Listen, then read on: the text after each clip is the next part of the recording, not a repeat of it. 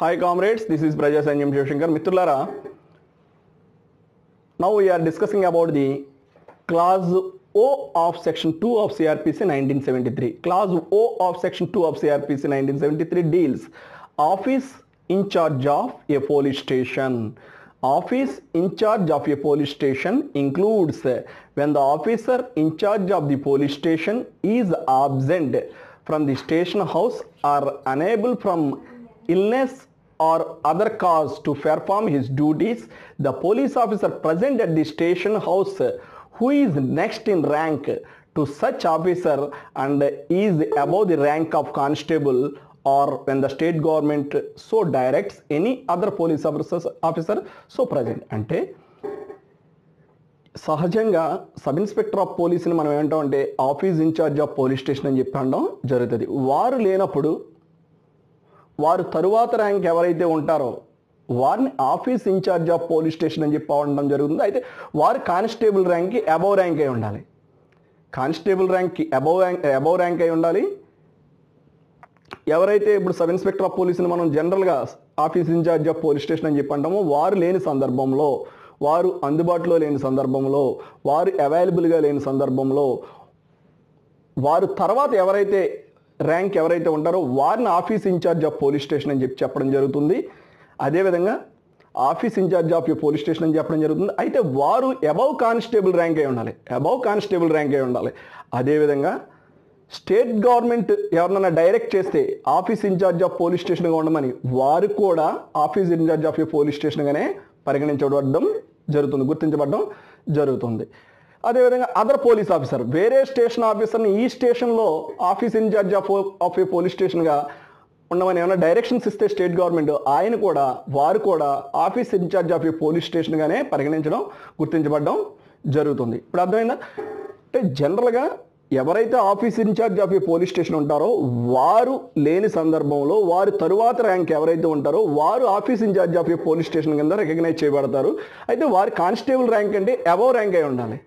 అలా కాకుండా అలాగైనా చేయొచ్చు, లేదు స్టేట్ గవర్నమెంట్ పర్టికులర్గా ఎవరన్నా డైరెక్ట్ చేస్తే వారు office incharge of a police స్టేషన్గా కూడా రికగ్నైజ్ చేయడం, వారు గుర్తింపబడడం జరుగుతుంది. మిత్రులారా, అదేవిధంగా ఇప్పుడు మనకి office incharge of a police station deals Clause O of section 2 of CRPC. Clause O of section 2 of CRPC deals office incharge of a police station అంటే ఏంటో ఆ టెర్మినాలజీని డిఫైన్ చేయడం జరిగింది. అదేవిధంగా clause P of section 2 of CRPC. Clause P of section 2 of CRPC deals place. మనకి జనరల్గా క్రిమినల్లో place of offence అని చాలా చోట్ల మనం పలకడం జరుగుతుంది. ట్రయల్లో కావచ్చు, లేకపోతే అఫెన్స్ జరిగిన సందర్భంలో కావచ్చు, మన క్రాస్ ఎగ్జామినేషన్లో కావచ్చు, ఆర్గ్యుమెంట్స్లో కావచ్చు, ఇవన్నీ కూడా ఈ ప్లేస్ ఆఫ్ అఫెన్స్ అనేది చాలా ఇంపార్టెంట్. సో అసలు ప్లేస్ అంటే ఏంటి అన్నది కూడా డిఫైన్ చేయడం జరిగింది. ప్లేస్ అంటే ఏంటంటే, ప్లేస్ అనే ఈ టెర్మినాలజీని డిఫైన్ చేసింది clause P of section 2 of CRPC 1973. Place includes A house. ఒక హౌస్ ప్లేస్ అవుతుంది, ఒక బిల్డింగ్ ప్లేస్ అవుతుంది, ఒక టెంట్ ప్లేస్ అవుతుంది, ఒక వెహికల్ ప్లేస్ అవుతుంది, అండ్ వెజిల్, ఒక వెజిల్ కూడా ప్లేస్గానే చెప్పబడుతుంది. అయితే మిత్రులారా, ఒక బస్సులో దొంగతనం జరుగుద్ది.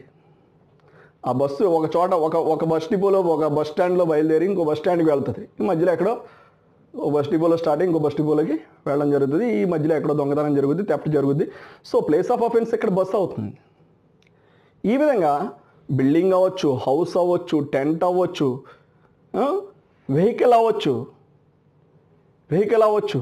వెజిల్ అవ్వచ్చు, ఇవన్నీ కూడా ప్లేస్ అనే రికగ్నైజ్ చేయబడతాయి as per CRPC.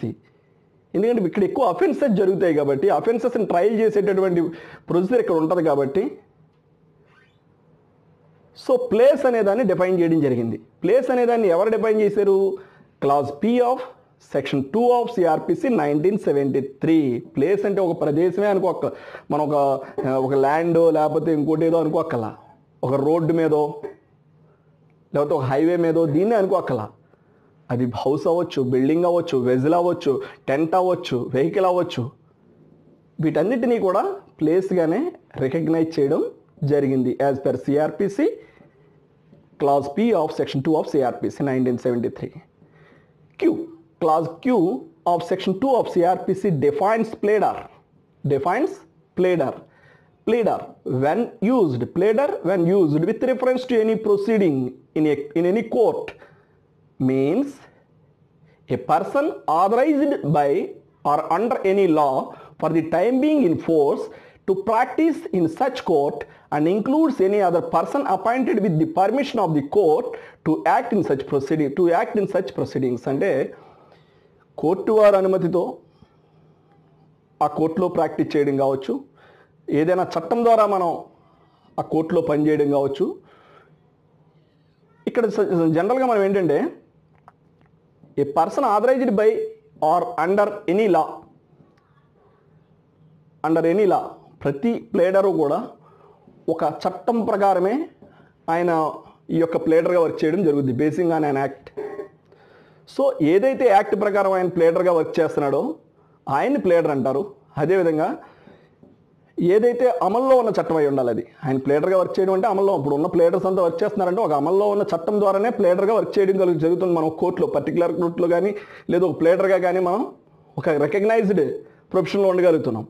To practise in such court, ఆ కోర్టులో ప్రాక్టీస్ చేయాలన్నా ఆయనకు ఒక రికగ్నిషన్ ఉండాలన్నా ఖచ్చితంగా ఆయన ఒక యాక్ట్ ప్రకారం ఆయన ప్లేడర్గా గుర్తించబడాలి. ఆ విధంగా గుర్తించబడిన వాళ్ళు మాత్రమే ప్లేడర్గా ప్రాక్టీస్ చేయడానికి అవకాశం ఉంది. And includes any other person appointed with the permission of the court to act in such proceeding.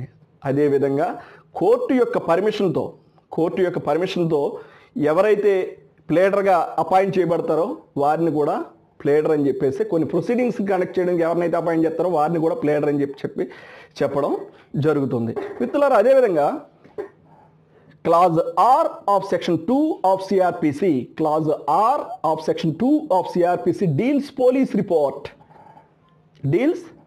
Report. చూడండి మిత్రులారా, clause R of section 2 of CRPC 1973 deals police report.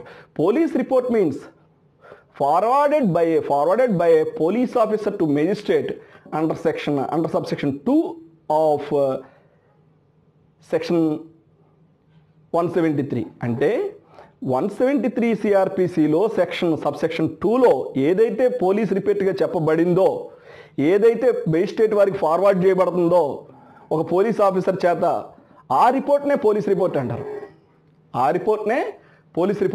అంటే సెక్షన్ 173 ఆఫ్